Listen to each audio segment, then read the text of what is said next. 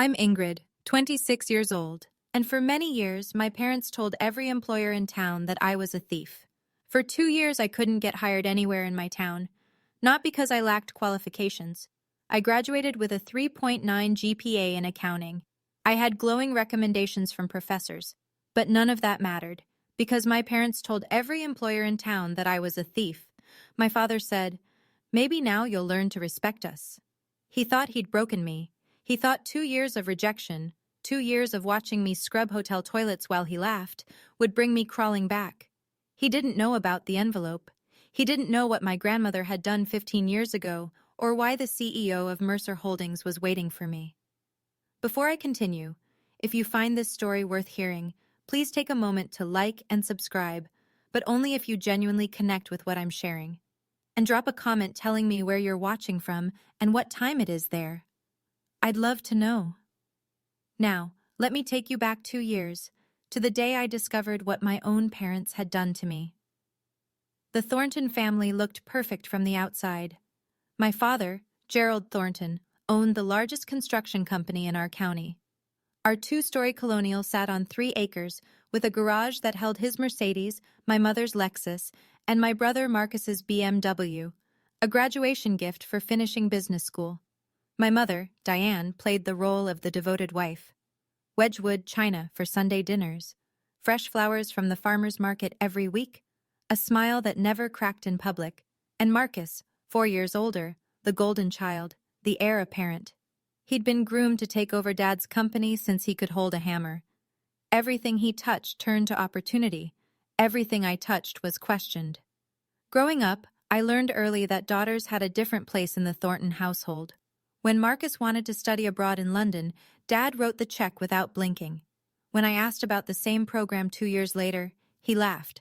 "What for? You'll get married eventually. Save me the money." I went to the state university 40 minutes away, lived at home, commuted. At family dinners, the conversation always orbited around Marcus, his projects, his promotions, his future.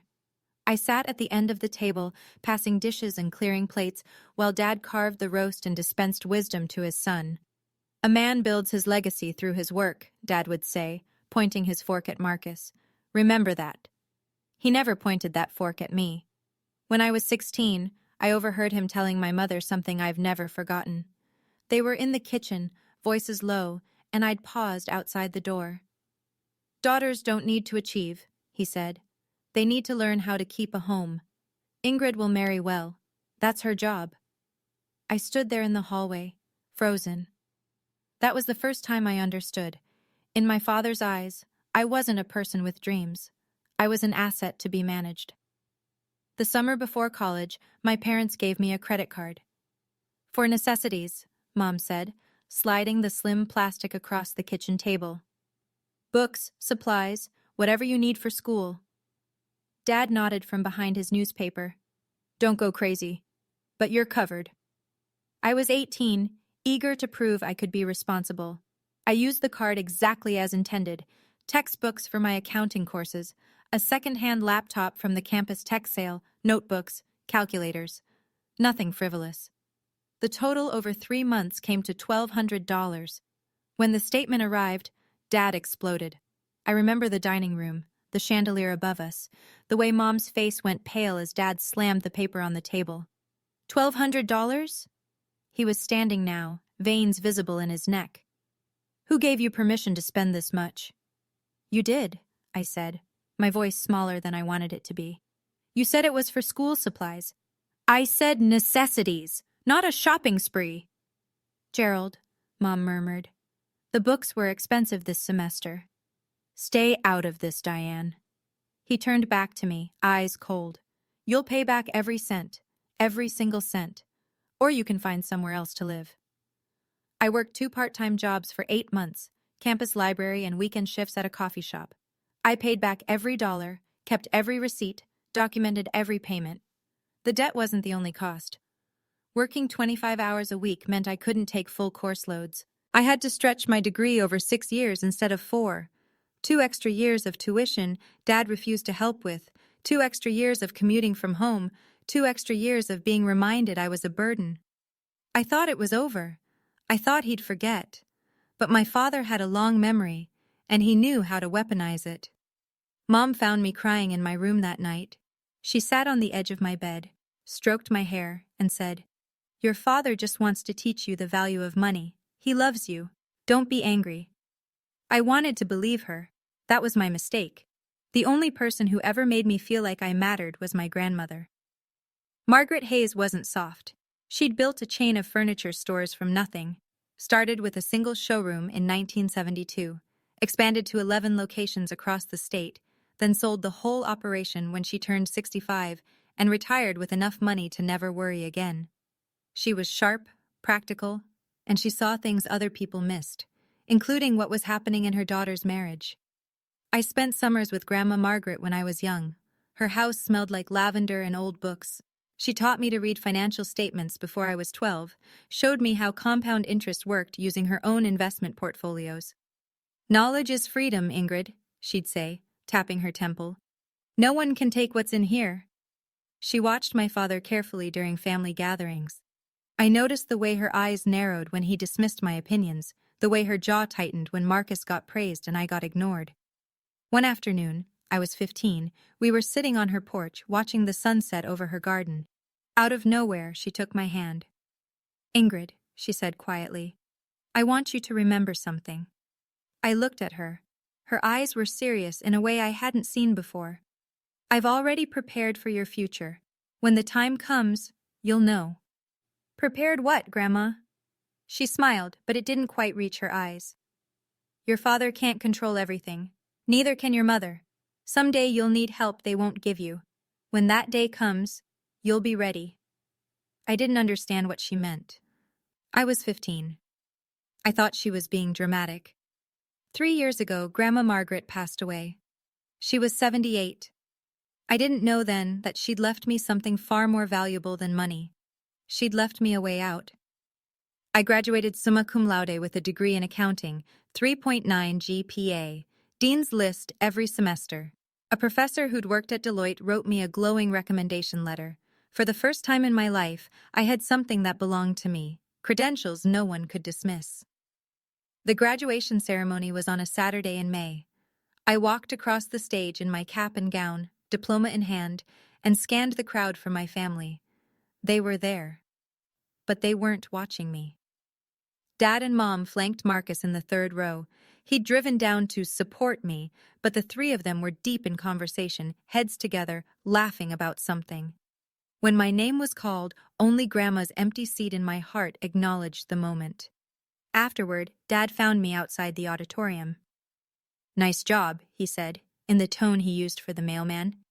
"Listen, I've got a proposition. Come work at the company. We need someone to handle the books." My heart lifted for a second. Maybe he finally saw my value.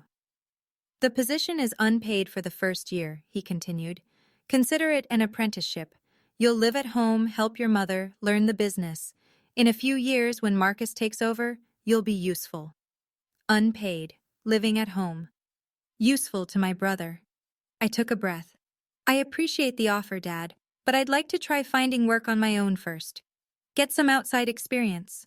His face didn't change, but something behind his eyes went cold. "Fine," he said softly. "Try it your way." He turned and walked back to the car, where Mom and Marcus were waiting.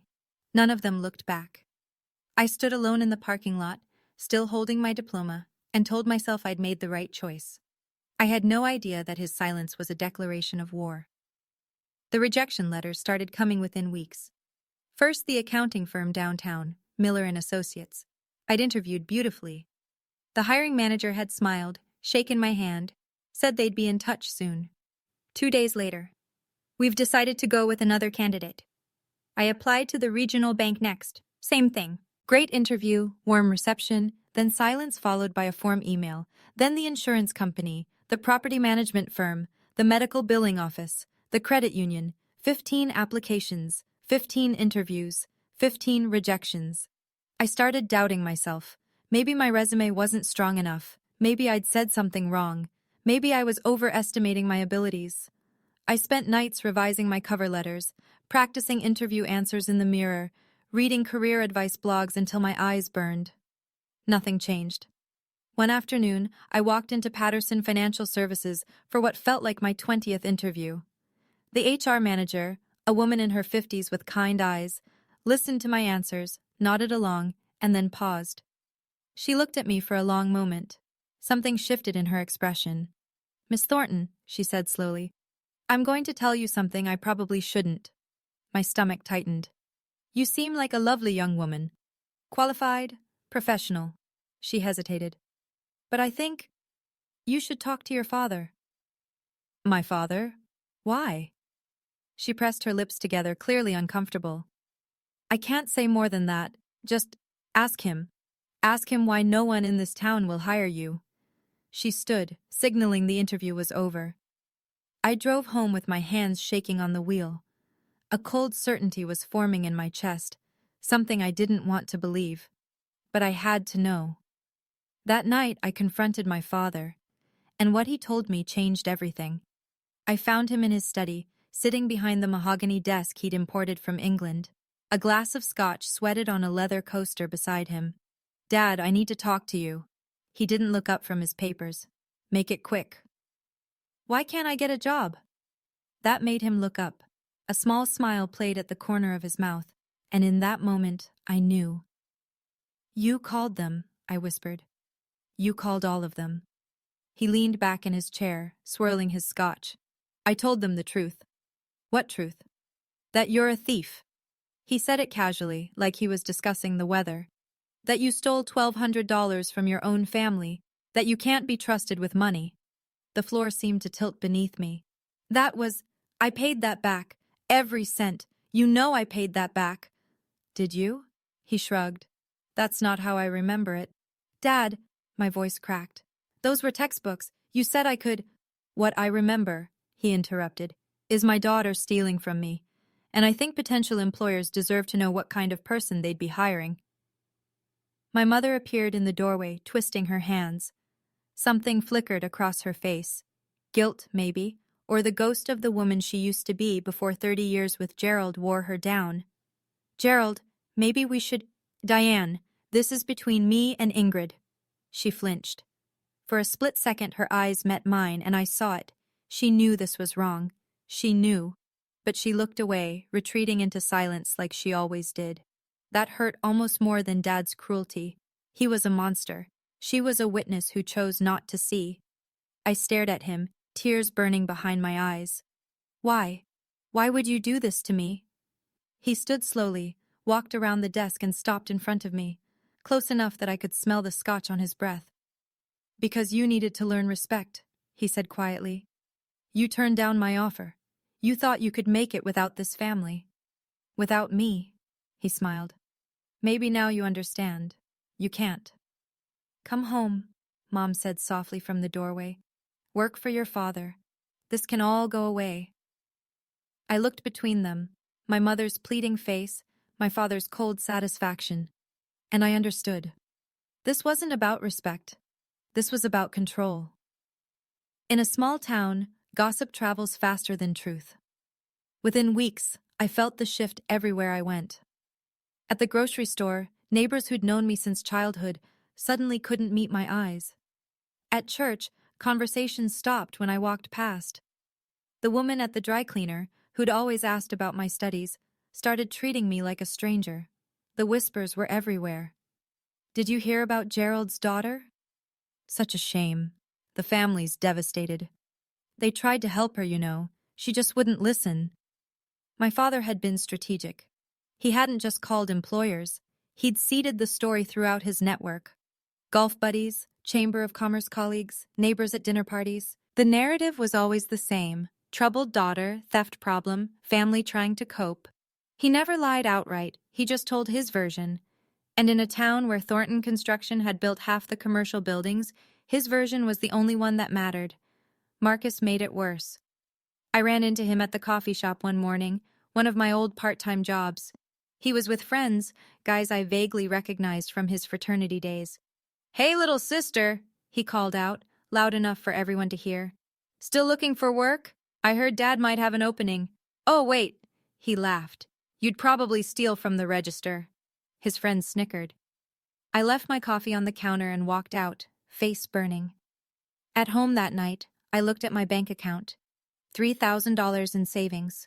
Rent was due in 2 weeks on my tiny studio apartment. I had maybe 2 months before I'd be completely broke. 2 months before I'd have no choice but to crawl back to my father's house and accept whatever crumbs he offered. I couldn't let that happen. I wouldn't. The Willow Inn sat on the edge of town, a modest hotel that mostly served traveling salesmen and families visiting the nearby state park. It wasn't glamorous, but it was hiring. The job listing said, housekeeping staff needed, no experience necessary. No experience necessary, no references required. I applied online at 2 in the morning when the shame felt less sharp. 2 days later, I was standing in the employee break room, filling out paperwork. The manager was a woman named Linda Crawford, mid-40s, no nonsense, with the kind of tired eyes that suggested she'd seen plenty of hard luck stories walk through her door. She looked at my application, then at me. Accounting degree, she said flatly. GPA 3.9, and you want to clean hotel rooms? Yes, ma'am. Why? I could have lied, made up something about wanting experience in hospitality. But I was so tired of lies. Because no one else will hire me, I said, and I need to eat. She studied me for a long moment.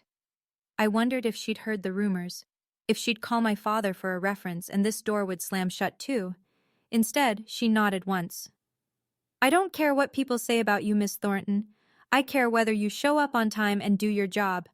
She slid a uniform across the desk, pale blue polyester, the kind that wrinkles if you look at it wrong. Shift starts at 6 a.m. Don't be late. I took the uniform with hands that weren't quite steady. Thank you, I managed. You won't regret this. She almost smiled. We'll see. Minimum wage, night shifts, scrubbing toilets and changing sheets, while people who used to respect me pretended not to see me in the hallways. But it was work.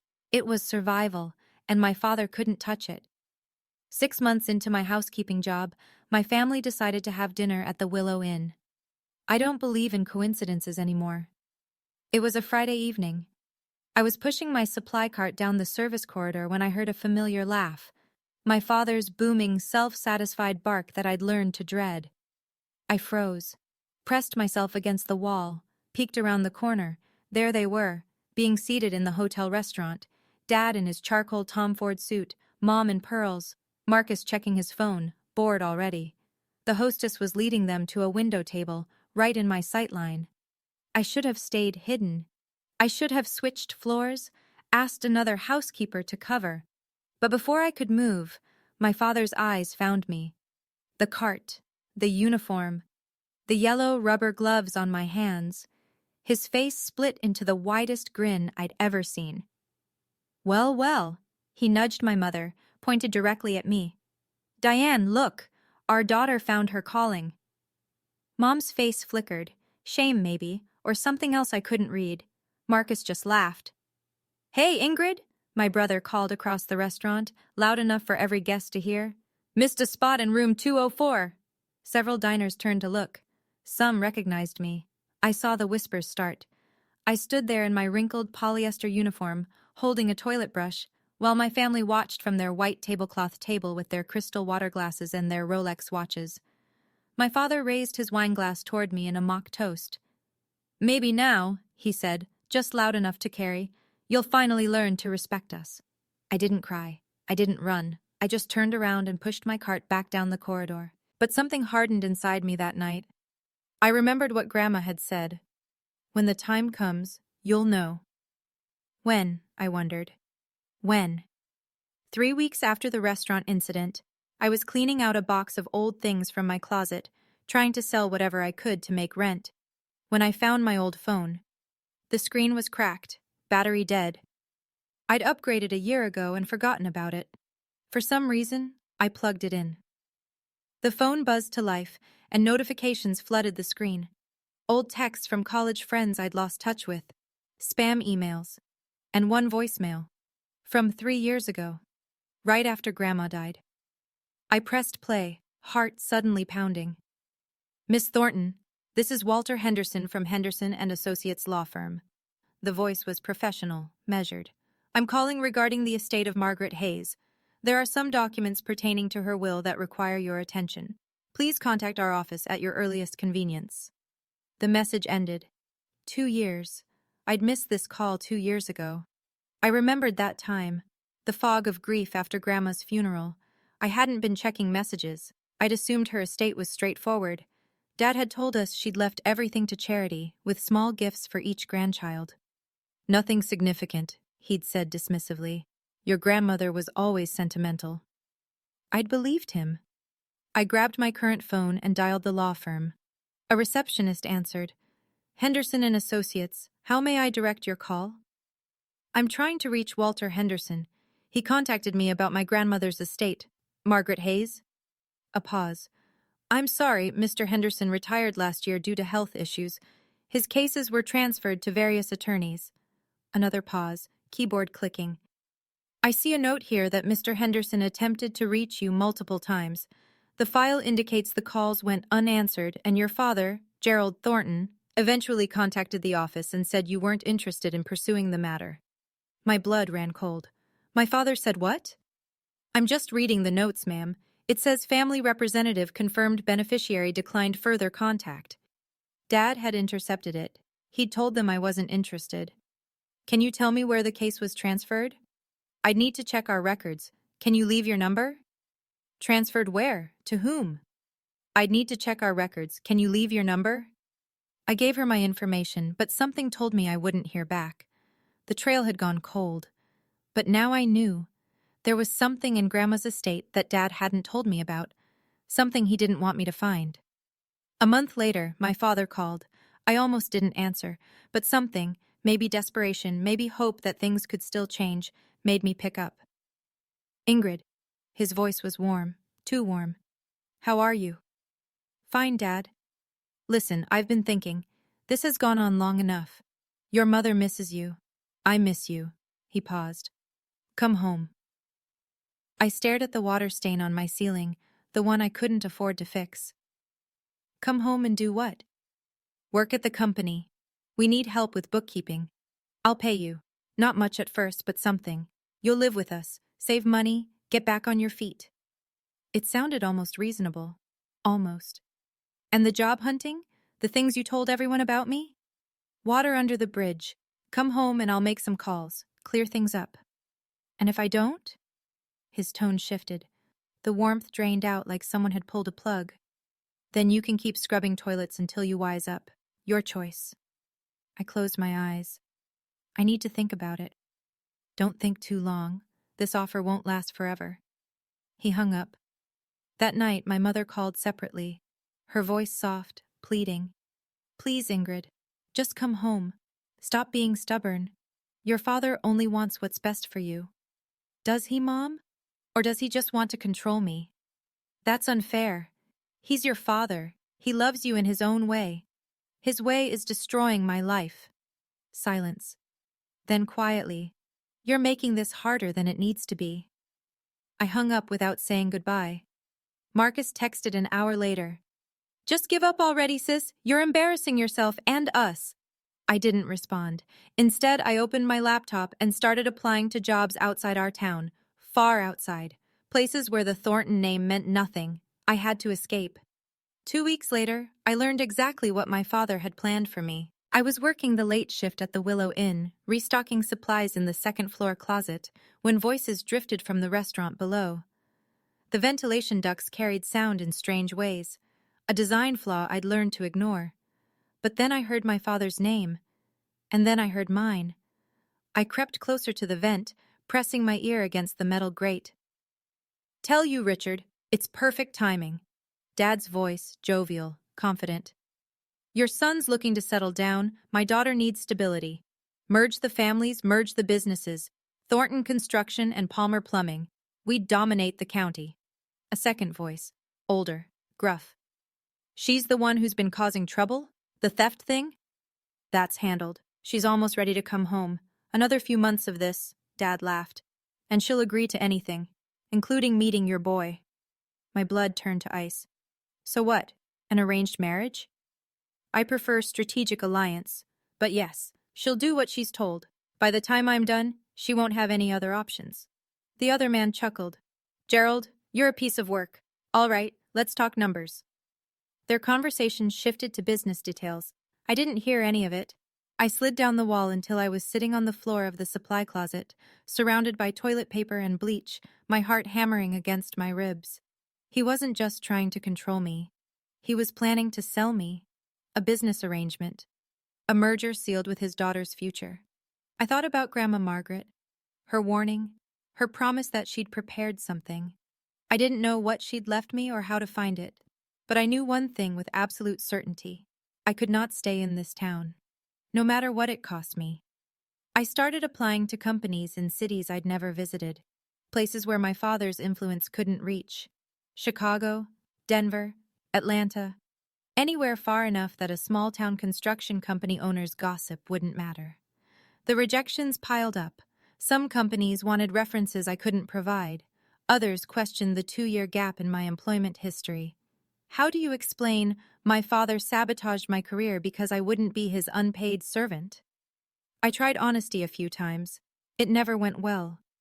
That sounds like a complicated family situation, one HR manager said diplomatically, which was corporate speak for we don't want your drama. After weeks of nothing, I'd almost given up hope. Then the email arrived. Subject: Interview. Invitation: Mercer Holdings. I had to read it 3 times before I believed it was real. Dear Ms. Thornton, we have reviewed your application and would like to invite you for an in-person interview at our headquarters. Please note that this interview will be conducted by our CEO, Mr. Daniel Mercer, personally. This is an unusual request, but Mr. Mercer has expressed specific interest in meeting with you. Please confirm your availability. Mercer Holdings. I'd applied on a whim. They were the largest financial firm in 3 states, way above my experience level.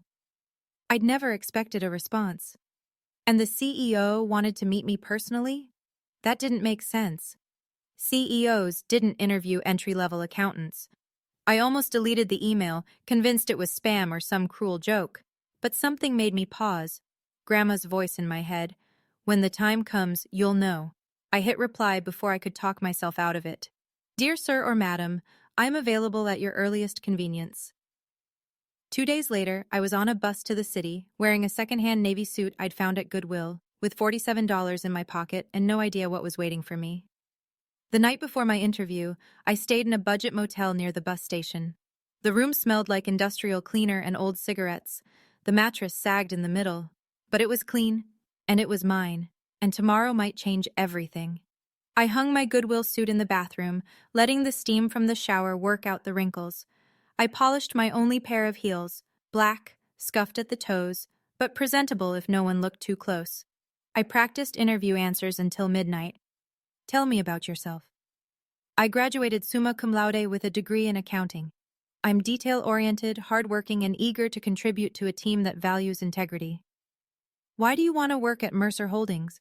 Your company's reputation for ethical financial practices aligns with my personal values. I want to grow with an organization that does things right. Why the 2-year gap in your employment? That one I practiced 10 different ways. None of them felt right. Linda, my manager at the hotel, had given me the day off without question.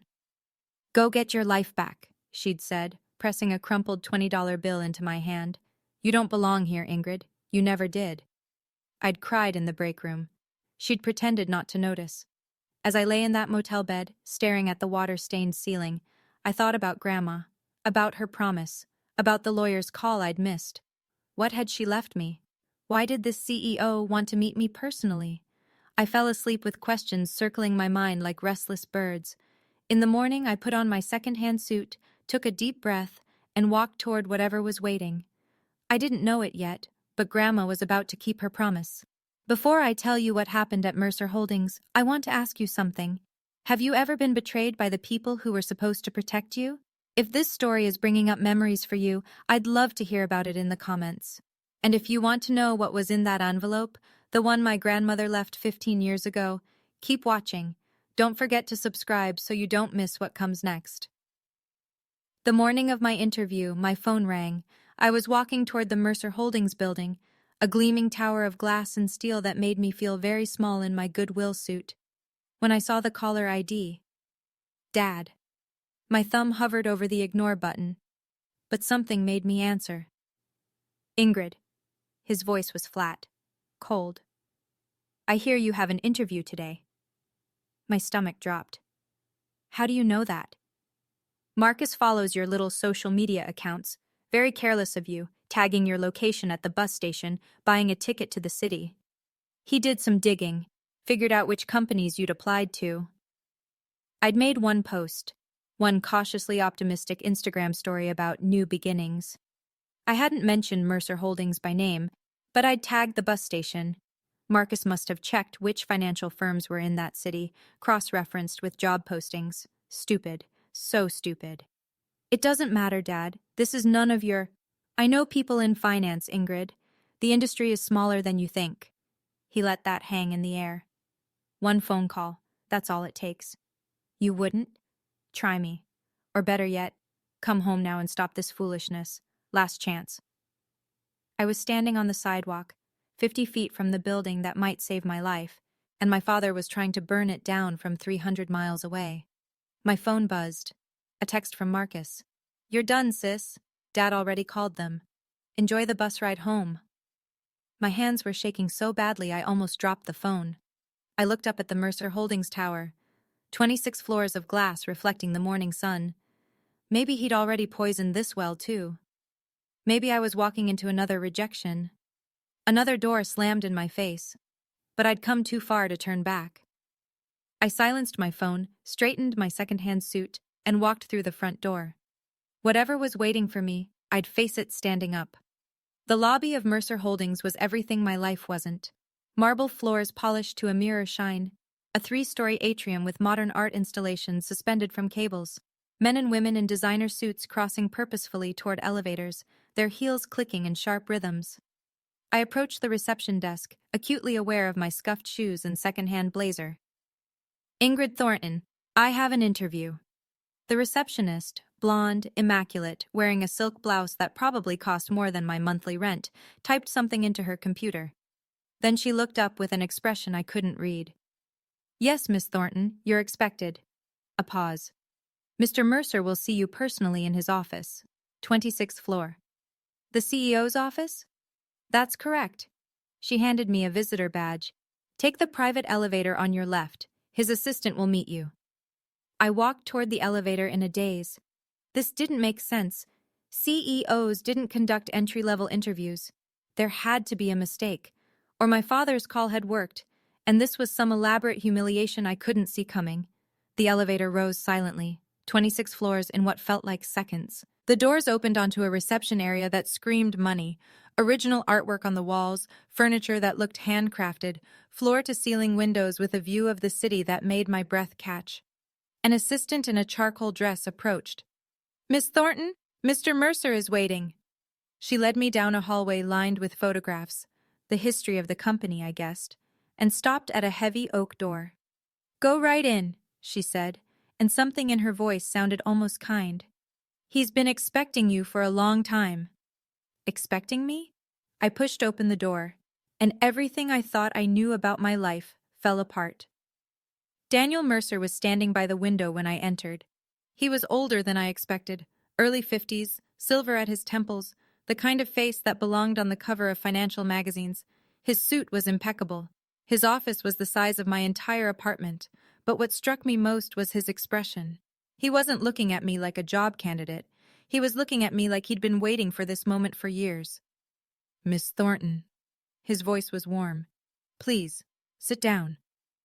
I sat in the leather chair across from his desk, my heart hammering. Mr. Mercer, I'm not sure why. He held up a hand. Before we begin, I need to give you something. He walked to a safe built into the wall, a vintage Mosler, polished brass, and entered a combination. This should explain everything. He pulled out a yellowed envelope. I couldn't move.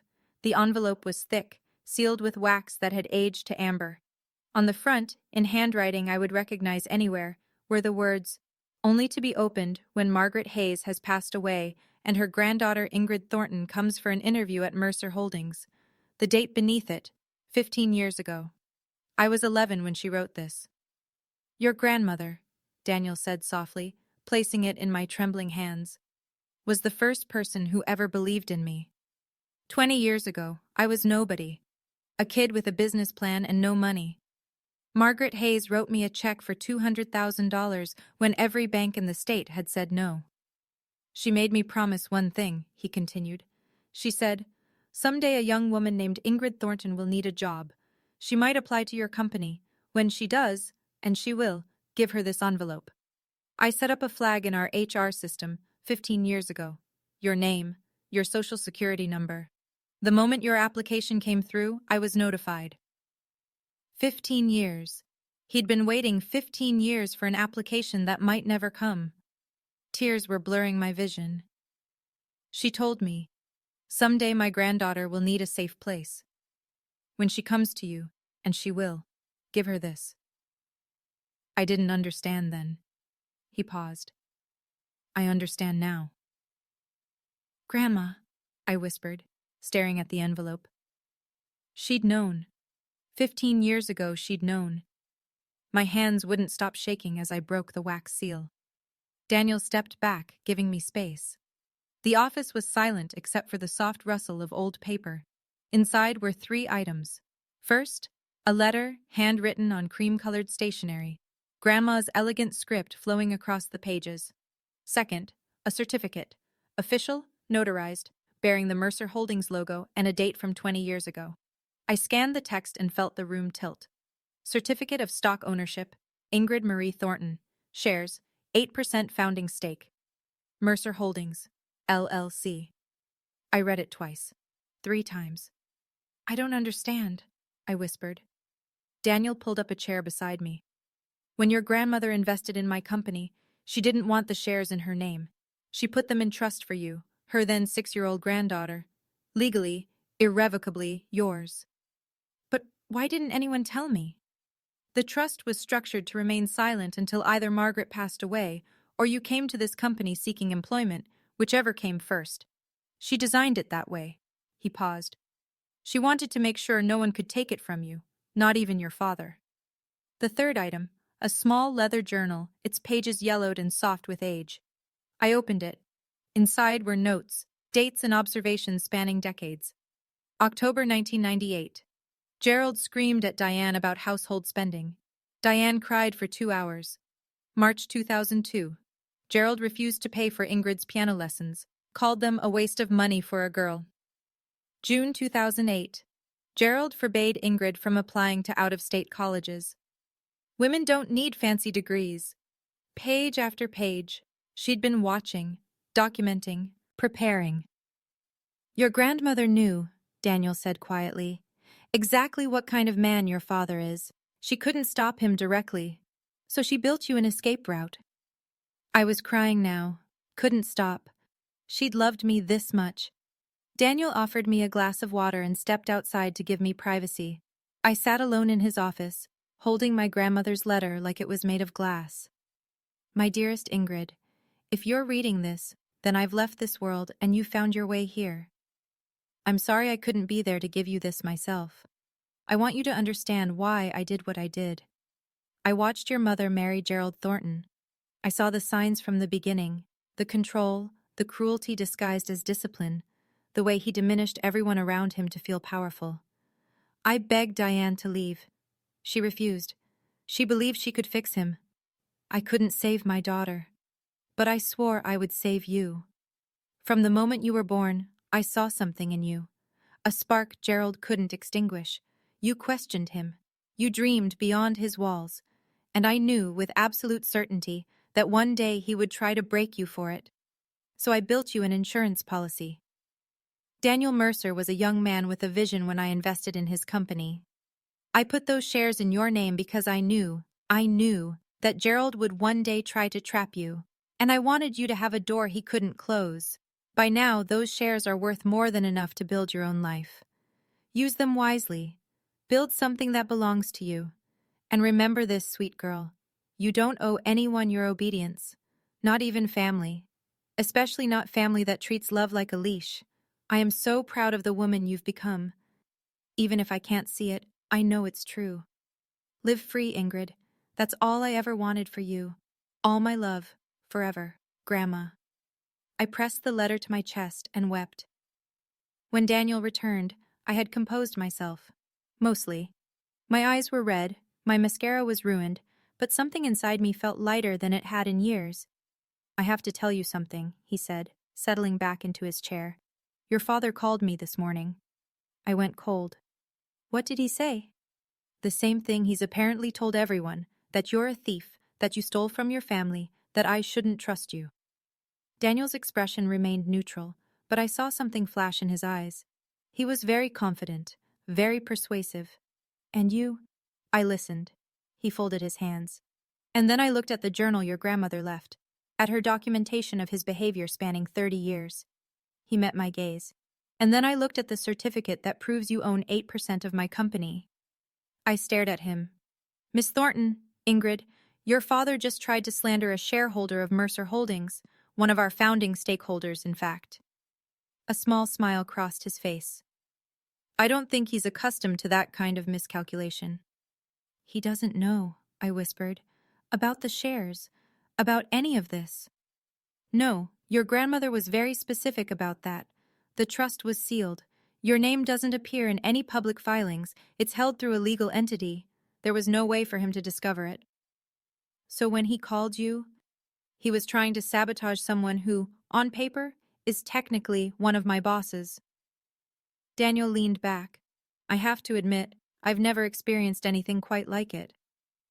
I thought about my father, smugly confident that he'd destroyed my last chance, about Marcus's gloating text. They had no idea what was coming. For the first time in 2 years, I smiled. Daniel leaned forward. There's something I'd like to propose. I wiped my eyes, still clutching Grandma's letter. I'm listening. Next week, Mercer Holdings hosts its annual charity gala. It's our biggest event. Clients, investors, community leaders. He paused. Your father will be there. My stomach clenched. He's invited? He invited himself, actually. He's been trying to network his way into contracts with us for months. Seems to think his construction company would make a good partner. Daniel's tone was dry. I've been politely declining. So, what are you proposing? I'd like to introduce you at the gala as our new senior financial analyst, a position you're more than qualified for, and as a founding shareholder of the company. He watched my face carefully. Your father will be in the room when he learns who you really are. I was quiet for a long moment. Part of me wanted to say yes immediately, to picture Gerald's face when he realized his daughter, the one he'd tried to destroy, owned a piece of the company he'd been courting. But another part of me hesitated. I don't want revenge, I said slowly. I don't want to humiliate him just to see him suffer. That's not... I searched for the words. That's not who I want to be. Daniel nodded, unsurprised. Your grandmother said you'd say that. He smiled gently. This isn't about revenge, Ingrid. It's about truth. You've spent 2 years being called a thief, a failure, a disgrace. Your father controls that narrative because no one's challenged it. He stood, walked to the window. The gala isn't about hurting him. It's about standing in the light. Let people see who you really are, and let your father's lies collapse under their own weight. I thought about it, and then I said yes. Can you imagine what's going to happen at that gala? My father spent 2 years destroying my reputation, and he has no idea that my grandmother planned for this moment 15 years ago. If you're watching this and thinking of someone who needs to hear this story, someone stuck in a controlling family, someone who's been made to feel worthless, share this video with them, and comment Team Ingrid if you're still with me. I want to know who's here.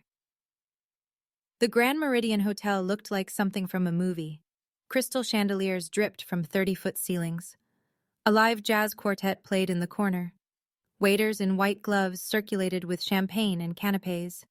The guest list read like a who's who of regional business: executives, politicians, philanthropists, old money, and new. I watched from a private room upstairs, waiting for my cue. The PR team at Mercer Holdings had dressed me. Nothing ostentatious. A simple navy sheath dress by Oscar de la Renta, elegant but understated. Pearl earrings. My hair in a sleek chignon. I looked professional, competent. I didn't look like someone who'd been scrubbing hotel toilets 3 days ago. Through the window, I spotted my family. Gerald entered first, chest puffed, surveying the room like he owned it. His charcoal Armani suit probably cost what I used to make in 3 months at the hotel. Mom trailed behind in Chanel, smiling her perfect smile. Marcus was checking his phone, looking bored. They didn't belong here, but they thought they did. I watched my father work the room, shaking hands, laughing too loud.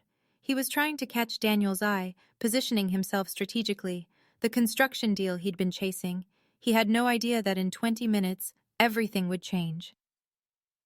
Ready? Daniel's assistant appeared beside me. I took a deep breath, touched Grandma's letter in my clutch. Ready. Mr. Mercer will introduce you after his opening remarks. You'll enter through the side door. She paused, studying my face. For what it's worth, everyone in this company knows what your father did, what he tried to do, and we're glad you're here. My throat tightened. Thank you.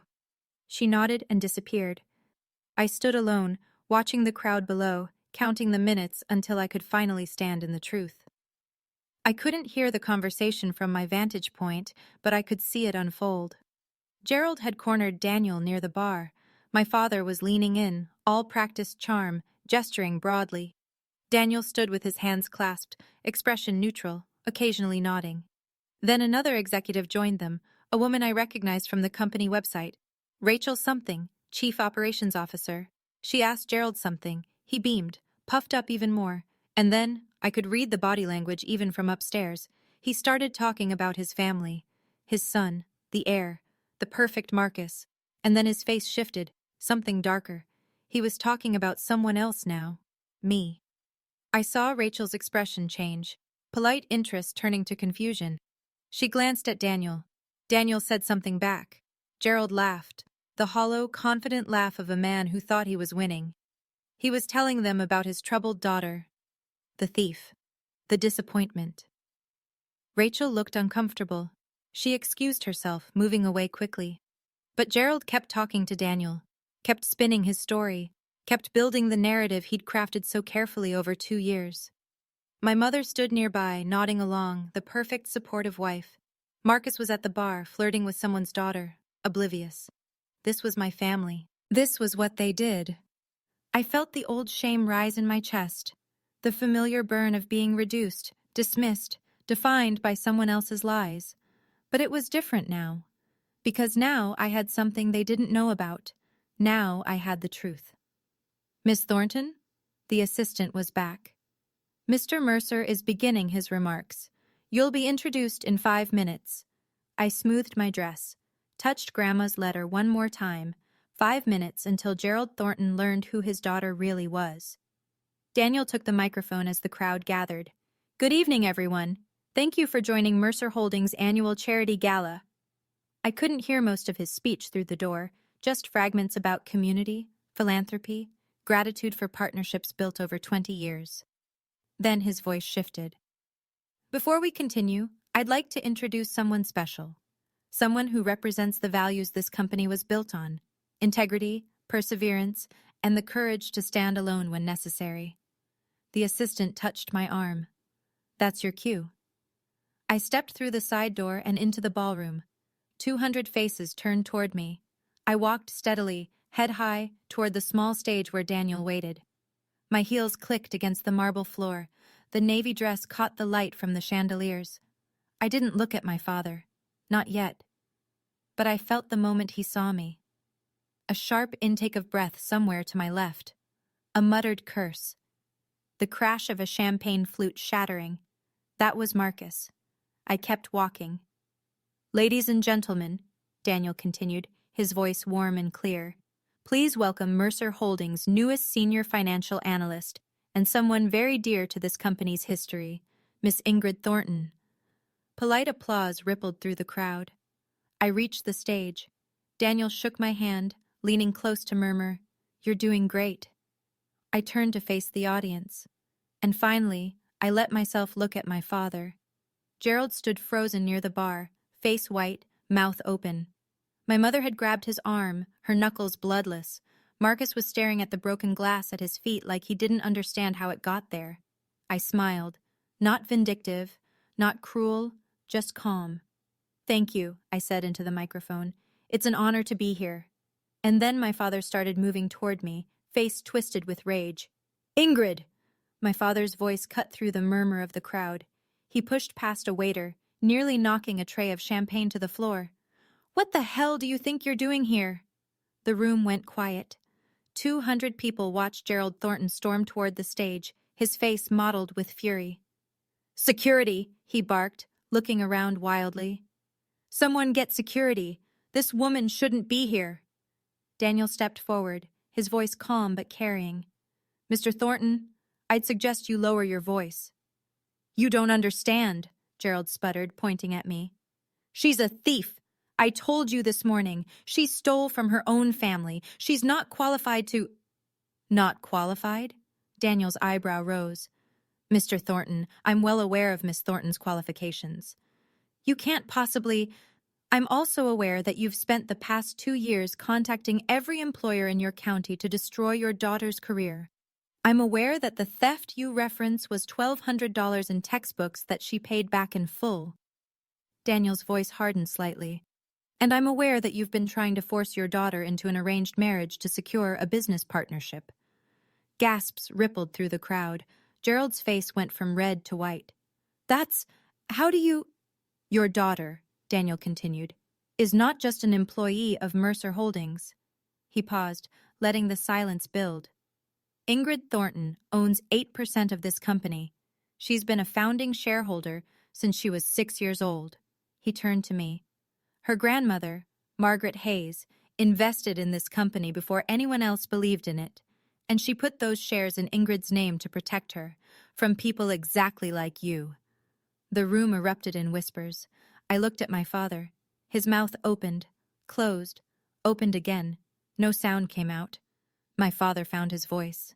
This is a scam, he shouted, looking around the room for allies. This is fraud. My mother-in-law was senile. These documents can't be... The documents have been verified by 3 independent attorneys, Daniel said calmly. Notarized, sealed, and filed with the state. There's no ambiguity, Mr. Thornton. I'll sue. Gerald was sweating now, his carefully constructed image crumbling. I'll sue this entire company for... For what? Daniel's voice was soft, but it carried. For honoring a legal investment made 20 years ago? My mother had pushed through the crowd to reach my father. Gerald! She hissed, tugging at his sleeve. Everyone is watching. Please! He shook her off violently. You! He pointed at me, finger trembling. You ungrateful little, after everything I did for you. I raised you. I fed you. And this is how you repay me? I said nothing.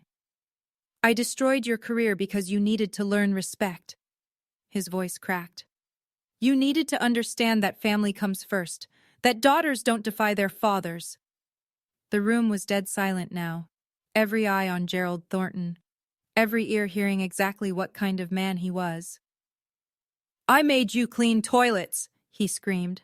I made sure no one would hire you, and you know what? I'd do it again, because that's what happens when you disobey. That's what you deserve. Marcus stepped forward, face pale, trying to salvage what was left of the family's reputation. Dad, stop, we should go. This isn't the place. No! Gerald shoved him back so hard, Marcus stumbled into a waiter. I saw my brother's expression shift, from embarrassment to something darker. He'd spent his whole life being the golden child, the heir, the one who did everything right, and now he was watching his father self-destruct in front of every business contact he'd ever need. For the first time, Marcus looked at Dad the way I'd always seen him. She's nothing. She's always been nothing. Her grandmother was a meddling old fool, and her shares don't change what she is, a thief and a failure and a disgrace to this family. He was panting now, face purple, spittle at the corners of his mouth. No one was looking at me anymore. They were all looking at him. And they finally saw what I'd always known. The ballroom was silent. 200 people, executives, politicians, philanthropists, staring at my father as he stood there, heaving, having just screamed that I deserved to scrub toilets for daring to disobey him. I stepped forward to the microphone. I didn't come here tonight to humiliate anyone. My voice was steady. I didn't come here for revenge. Gerald glared at me, but he'd spent his ammunition. He had nothing left. I came here because I spent 2 years being called a thief, a failure, a disgrace. I was blacklisted from every job in my county. I was mocked for working the only job I could get. I was told that if I wanted to survive, I had to surrender my freedom to a man who saw me as property. I looked at my father, not with anger, not with hatred, just clarity. The $1,200 my father calls theft was money he gave me to buy textbooks. I paid back every cent. I have every receipt. I paused. But even if I hadn't, even if I'd made a mistake, does that justify 2 years of sabotage? Does that justify trying to arrange my marriage to seal a business deal? Murmurs in the crowd. My grandmother saw what I couldn't. She knew what kind of man my father was. She couldn't save my mother, but she found a way to save me. Not with magic, not with luck, with planning, with legal documents, with love that looked ahead. I turned back to Gerald. Dad, I don't hate you, but I'm done. I'm done seeking your approval. I'm done accepting your definition of my worth. My voice didn't waver. This is my boundary. I wish you well, but I will not let you control my life anymore. I stepped back from the microphone. The room erupted in applause. My family left the gala without another word. I watched them go. Dad storming toward the exit, face purple. Mom hurrying after him, head down. Marcus trailing behind, staring at his phone like he could disappear into it. No one stopped them. No one tried to make polite conversation. 200 people watched Gerald Thornton leave in silence. After they were gone, the room seemed to exhale. The jazz quartet started up again. Conversations resumed, quieter than before. Then something unexpected happened. A woman approached me, 50s, elegant, wearing a string of pearls that probably cost more than my old apartment. I recognized her from my job searches. HR director at Patterson Financial. The one who'd told me to talk to my father. Miss Thornton. Her voice was soft with shame. I owe you an apology. A significant one. It's all right. It's not. She pressed a business card into my hand. When you're ready, if you're ever ready, I'd like to discuss opportunities. Real ones, without your father's interference. She moved away before I could respond. Then another person approached. Then another. Business cards, handshakes, quiet apologies. I'm so sorry, I believed. If I'd known the truth, your grandmother would be so proud. Daniel appeared at my side, a glass of sparkling water in his hand. How are you holding up? I don't know, I admitted. I think I'm still processing. He smiled gently. The shares, by the way, at current valuation, they're worth approximately $2.4 million. You'll want to meet with our legal team, but it's yours. Free and clear. 2.4 million. I couldn't even comprehend that number. Also, Daniel added, your new office will be ready Monday, if you're still interested in the analyst position. I laughed, a slightly hysterical sound. Yes, I said, I'm interested. 1 month later, my life looked completely different. I had a corner office on the 14th floor of Mercer Holdings. Not the biggest office, I was still junior in experience, but it had a window with a view of the city skyline, and my nameplate was on the door. I had an apartment, small, but mine. A 1-bedroom in a building with a doorman and a gym I never used. Fresh flowers on the kitchen table because I could afford them now. I had colleagues who respected my work, a boss who valued my contributions, a career that belonged to me. The news about Gerald had spread through the business community like wildfire. 3 major contracts had been canceled within weeks of the gala. Partners who didn't want to associate with a man who'd publicly admitted to sabotaging his own daughter. His company was still standing, but smaller, diminished. Mom called once. Can you forgive us? She asked, voice small. Can we be a family again? I forgive you, Mom. And I meant it. The anger had faded into something quieter. But I'm not coming back. I can't live under those conditions again. She cried. I listened. When she hung up, I felt sad, but not guilty. Marcus texted an apology. Generic, probably drafted by a PR consultant. I responded with, thank you, and nothing else. Maybe someday we'd rebuild something. Maybe not. Gerald never reached out. I didn't expect him to. On a quiet Sunday afternoon, I drove to the cemetery, where Grandma Margaret was buried, brought her favorite flowers, yellow roses, and sat by her headstone. "You saved me," I said softly. "You saw it coming, and you saved me." The wind rustled through the trees. "I'll make you proud, Grandma. I promise." I sat there until the sun went down, feeling for the first time in years completely free. Sometimes I take out Grandma's letter and read it again. "Live free, Ingrid. That's all I ever wanted for you." She couldn't have known exactly how things would unfold. She couldn't have predicted the specific cruelties my father would deploy, or the exact moment I'd reach my breaking point. But she knew the shape of it. She knew the kind of man Gerald was, the kind of trap he'd try to build. And she spent years, quietly, secretly, constructing a door he couldn't lock. That's love. Not words, not promises, action. If I've learned anything from these past 2 years, it's this. The people who truly love you protect you, not by controlling you, but by giving you options, by building foundations you can stand on, by trusting you to find your own way. And second, boundaries aren't betrayal. I spent so long feeling guilty for wanting independence, for not being the obedient daughter my father demanded. I thought something was wrong with me. There wasn't. There never was.